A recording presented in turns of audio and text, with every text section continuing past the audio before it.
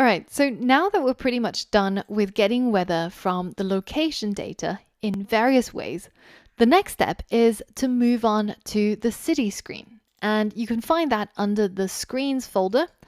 And we can navigate to it when the user taps on this city icon, which should take us to the city screen. And that icon lives over here in this flat button, where the icon is icons.location_city. See if you can remember how we can use routes and the navigator to push the city screen on top of this current location screen. You might have to do a quick Google to be able to remember the code that's required to do this. But pause the video and give that a go. All right, so in order to push a new screen, we have to use the navigator, and we're going to use the push method where we pass the current context over and we build a material page route. Now, this builder expects a callback, so it takes a context as the input, and inside the callback, we say what we want to return, so the screen that we want to push. And this is, of course, going to be the city screen. And in order for our current file to recognize that, we, of course, have to import it right at the top. So we'll import the city screen.dart file. And now it should recognize what a city screen is. And finally, we can end this with a semicolon and add our commas so that Dart will reformat this code for us to be easily readable. So now let's hit save and let's check it out. Let's go ahead and click on the city icon, and it pushes us towards the next screen, which, as you can see, is pretty simple. All it has is a single back button, which should take us back to the previous screen, and it's also got a get weather button. Now, what we need here is a text field where the user can actually enter the city that they want to get the weather for. So in the Flutter cookbook, there's a whole bunch of articles relating to TextField. And TextField is just a text input widget. So it's a widget similar to every other widget that we've been using to style our UI. And we can use various properties such as decoration and style and border to change how it looks. So let's do that now. Let's create our TextField widget. So I'm going to keep my app over on the right so that I can hot reload and update my style as I edit it in my code. So let's go into our city screen, and right inside this container, which currently contains null as a child, we're going to change that to contain our text field. Now, this text field, if we hit save, you can see it show up, which is just a single line, and it's following our dark style that we defined at the beginning for our material app. The first thing I'm going to do is I'm going to change the decoration property. And you can see this expects a widget that's called an input decoration. An input decoration has a whole bunch of properties that we can change, including things such as the content padding, or has floating placeholder, or hint text, etc. And what we're going to change is we're going to change its filled property, and this will make the container filled with color instead of just a single line. So let's set that to true. Let's hit save. And now we should get a little bit of filledness to our text field. And now let's change the fill color to a white color. And now that should go from this sort of transparent white to a fully opaque white. And then we're going to give our field a icon as well. And this is going to use the icon creator, which is going to be icons dot location city. So the same icon that we had from before is going to go into our text field right on the left to indicate what should go in here. Now we're going to change the color of our icon to a white color to fit in with our current theme.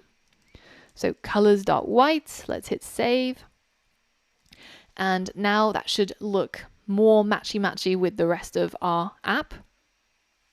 And then I'm going to add what's called a hint text. So this is the placeholder text that's going to go in here to tell the user what they should type in here.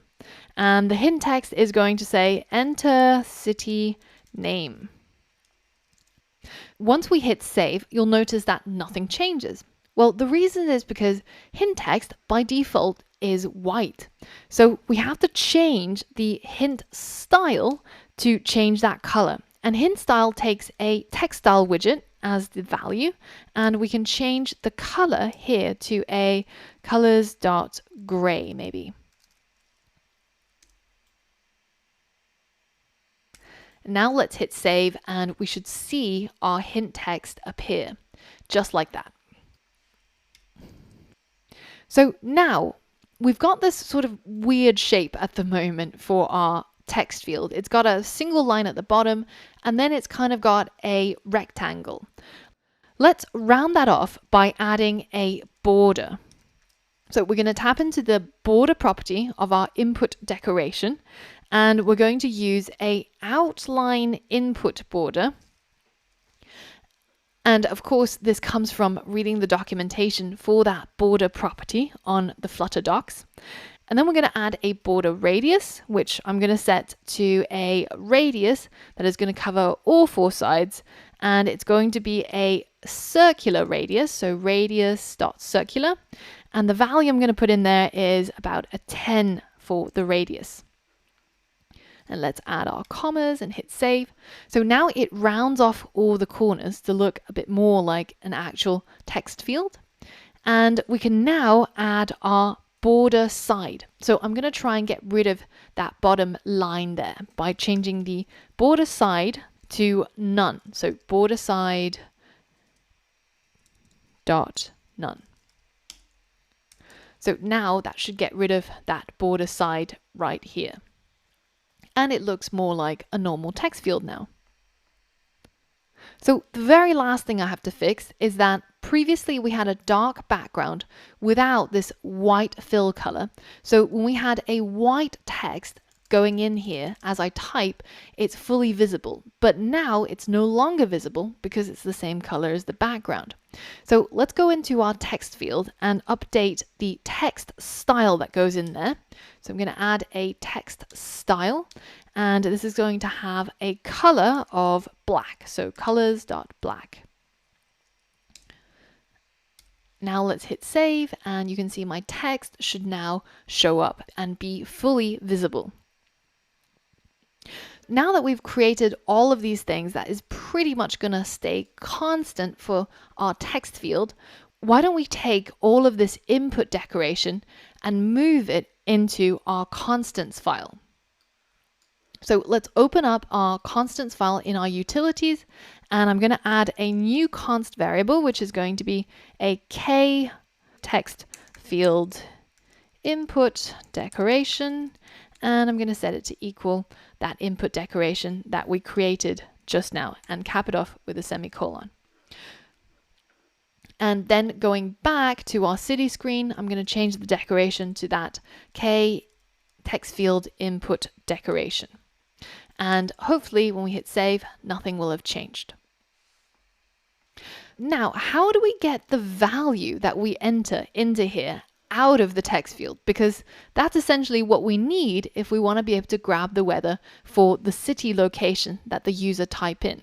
So let's say I typed in the word London, right? How do I get that value out? Well, in the text field, there's also a property called onChange. Just like how our buttons have a property called onTap or onPress or onHold, we have a onChange for our text field. And this will trigger and pass in the value that's in the text field into this anonymous callback that we put in here. So if we go ahead and print the value, then you'll see that every single time that the text in the text field changes, it will trigger the onChange and it will print out the value. So let's start off with a L. So L goes in printed, LO, LO, and then LNDON. So you can see that for every single change, I'm getting the print statement to trigger and print it into my console. Now, all we have to do is to store that value and pass it to our weather model to be able to get the weather for that particular city. So for all of that, I'll see you on the next lesson.